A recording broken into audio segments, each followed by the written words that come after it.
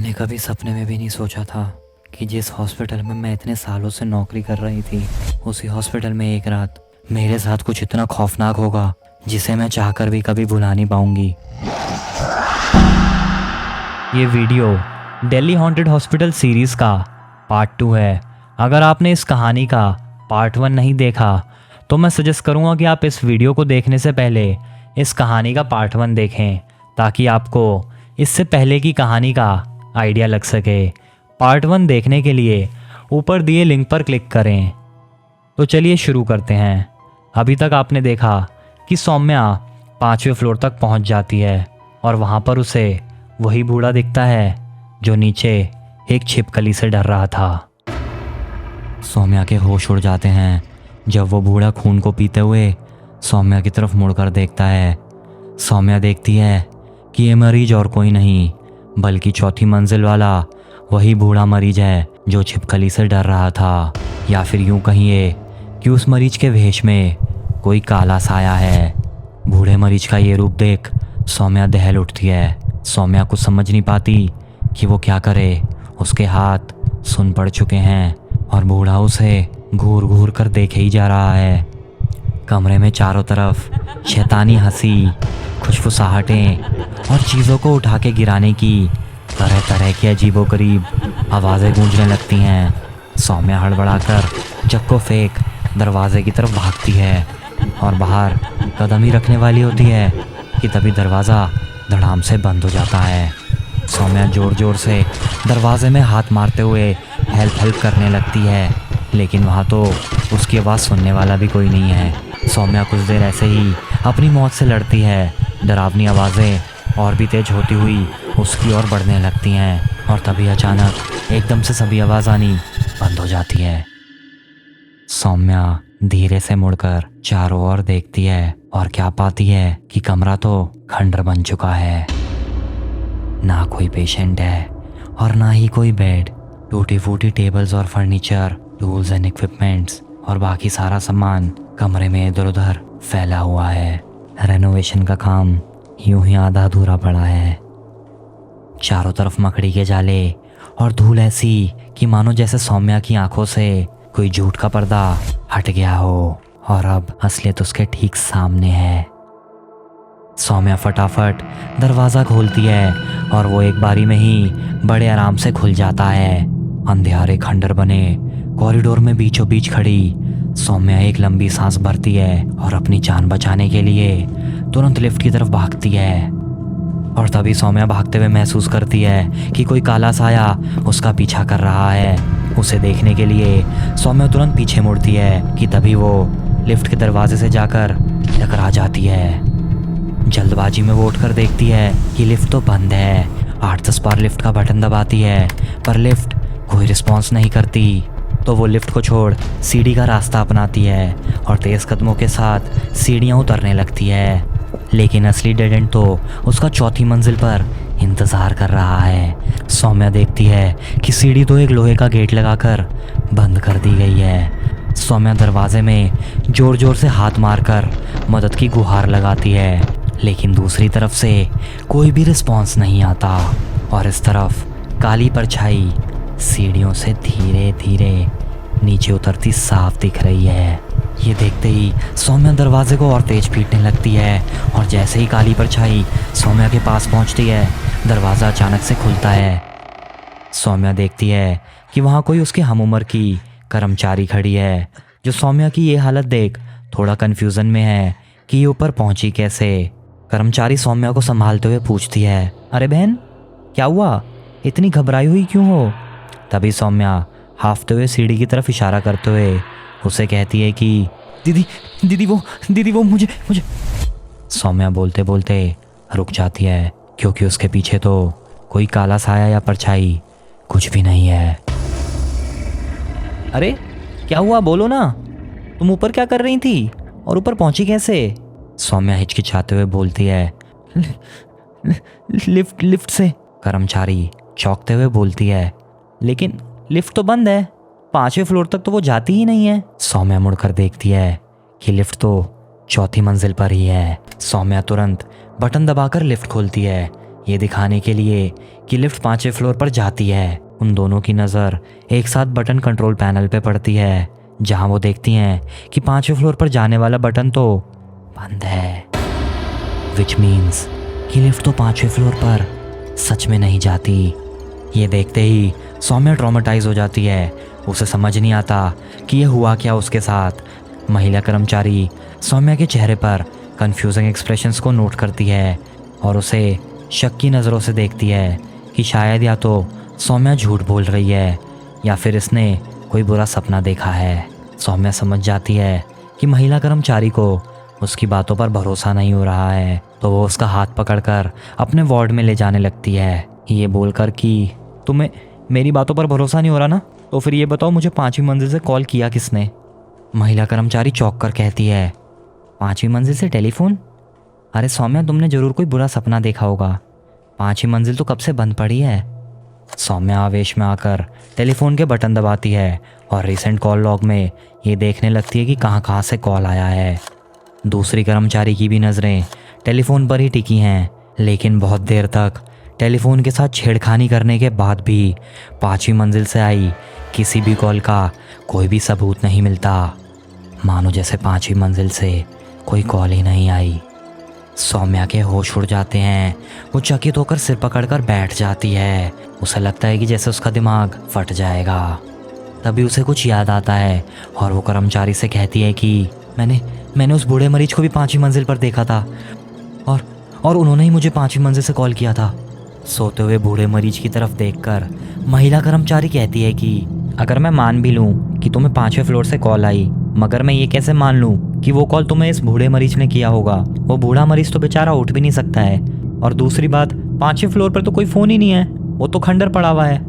महिला कर्मचारी समझ जाती है कि सौम्या जो भी बोल रही है उसका दूर दूर तक सच्चाई से कोई वास्ता नहीं है। सौम्या ने जरूर कोई दिमाग चकरा देने वाला सपना ही देखा होगा।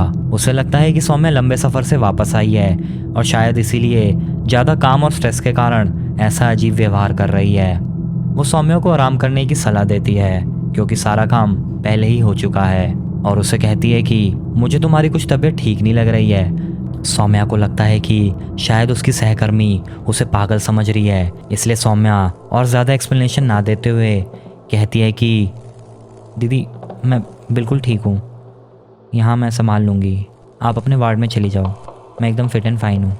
और सौम्या की बात मान महिला कर्मचारी लिफ्ट पकड़कर नीचे किसी मंजिल पर अपने वार्ड में चली जाती है। अब रात के ठीक 3 बजे हैं और सौम्या डेस्क पर बैठी फ़ोन को ताकते हुए सोचती है कि ये उसके साथ क्या हुआ। कहीं ये सच में कोई बुरा सपना तो नहीं था, या फिर ये सच में उसके साथ घटी कोई सच्ची घटना थी। अपनी सेल्फ सेटिस्फैक्शन करने के लिए सौम्या एक बार फिर से टेलीफोन की कॉल हिस्ट्री में जाती है और नंबर खोजने लगती है, लेकिन उसे अब भी कुछ नहीं मिलता। 5वें फ्लोर से आई किसी भी कॉल का कोई लॉग नहीं है। इससे सौम्या को भी विश्वास हो जाता है कि शायद ये सिर्फ एक बुरा सपना ही था। थोड़ी देर बाद सौम्या की आंख लग जाती है कि तभी बूढ़े मरीज की फिर से रोने की आवाज़ आती है। सौम्या घबरा जाती है कि बूढ़ा मरीज चादर में सर ढके डर रहा है, चीख रहा है और रो रहा है, जैसे उसे किसी चीज़ का बहुत डर हो। सौम्या को लगता है कि बूढ़ा मरीज शायद फिर से छिपकली से डर रहा है, तो वो बेड के ठीक ऊपर छत पर देखती है और सच में उसे वहाँ एक छिपकली ही दिखती है। लेकिन सौम्या फिर भी सहमे हुए कदमों के साथ बेड की तरफ बढ़ती है। वो एक एक कदम फूक फूक कर रखती है और बूढ़े के पास पहुंचकर सौम्या उसे फिर से समझाती है कि अंकल, कुछ भी नहीं है, बस एक छिपकली है, आप प्लीज़ सो जाओ, रात के 3 बज रहे हैं, आपकी तेज़ आवाज़ से दूसरे मरीज भी डिस्टर्ब हो रहे हैं, आप प्लीज़ सो जाओ। और उसके साथ ही वो कहती है, आप चिंता मत करो, मैं सुबह होते ही इस रूम की सारी छिपकलियाँ निकलवा दूँगी, लेकिन अभी आप प्लीज़ चुप होकर सो जाओ। सौम्या की बात ख़त्म होने से पहले ही बूढ़ा एकदम चुप हो जाता है।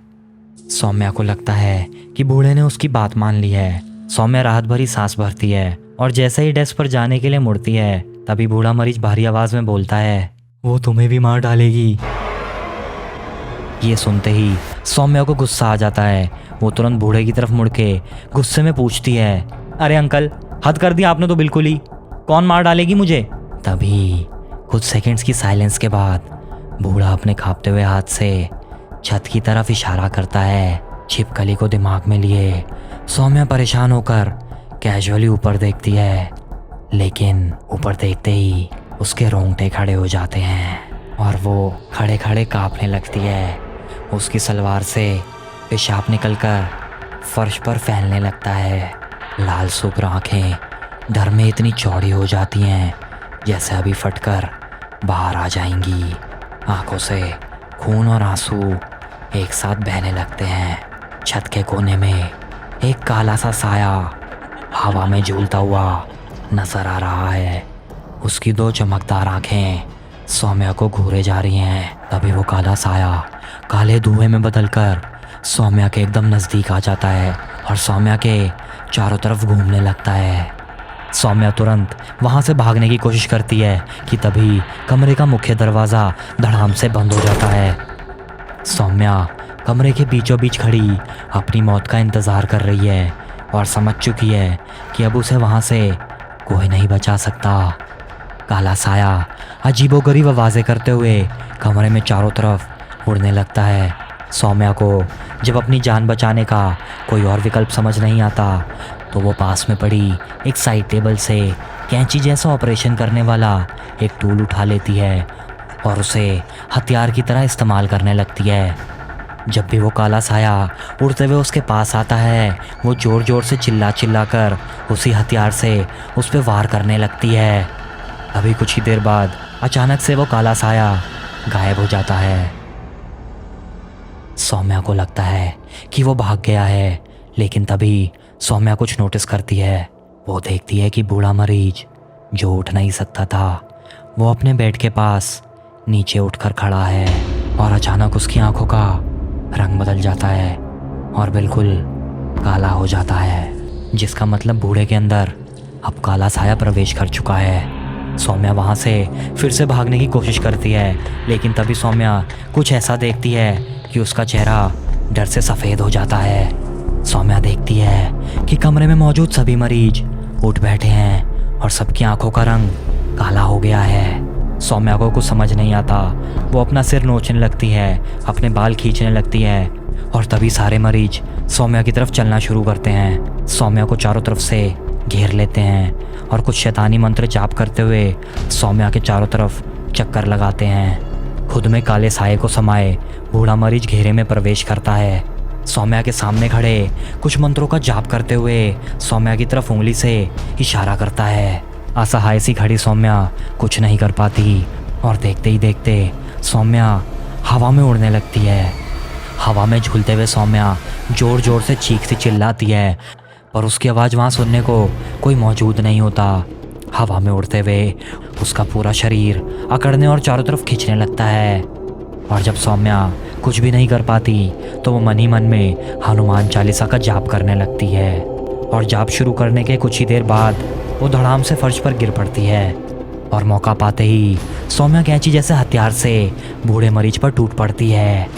बूढ़ा मरीज नीचे गिर पड़ता है और सौम्या उसकी छाती पर चढ़ी उसके सिर पर वार करने ही वाली होती है कि धड़ाम से सामने एकदम दरवाज़ा खुलता है और वही महिला कर्मचारी के साथ एक गार्ड और एक डॉक्टर उस मंजर को देख चौंक उठते हैं। सौम्या भी उन्हें देखकर चौंक जाती है और वो चारों तरफ देखती है कि बिल्कुल शांति है। सभी मरीज शांति से सो रहे हैं, कोई शोर शराबा नहीं, अलावा इसके कि वो बूढ़े मरीज के ऊपर धारदार कैंची लिए चढ़ी बैठी है और बूढ़ा मरीज उससे रहम की भीख मांग रहा है। सौम्या होश में आती है, उसे खुद के हाल पर विश्वास नहीं होता। सिर को पकड़कर वो जोर जोर से चीखने लगती है और गार्ड सौम्या के हाथ से कैंची छीनकर उसे वहाँ से तुरंत खींच कर ले जाता है। कुछ ही दिनों बाद पता चलता है कि बूढ़े मरीज के घर वाले आई विटनेस के सपोर्ट के साथ सौम्या के ऊपर अटेम्प्ट टू मर्डर का केस ठोक देते हैं, पर कोर्ट सौम्या का बयान सुनने पर उसे दिमागी रूप से पागल डिक्लेयर कर देता है और उसे किसी नज़दीकी पागल खाने में ट्रीटमेंट के लिए भर्ती करा देता है। आपको क्या लगता है कि क्या सौम्या सही में दिमागी रूप से पागल हो गई थी, या ये कहानी उसके ऊपर बीती कोई सच्ची घटना है? कमेंट बॉक्स में अपने विचार ज़रूर बताएं। मिलते हैं अगली वीडियो में।